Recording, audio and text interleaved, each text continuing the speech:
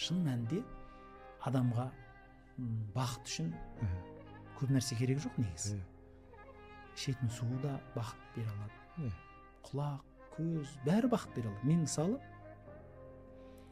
өз басым кейде сөйтем, мысалы бір әдемі табиғат көріп қалсам,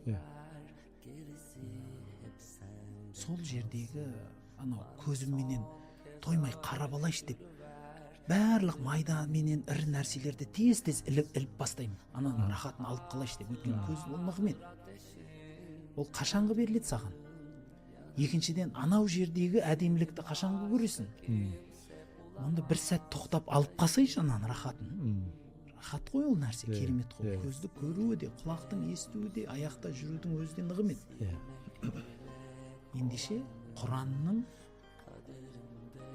аятындағы бір Алланың берген әсем сөздерді нығмет.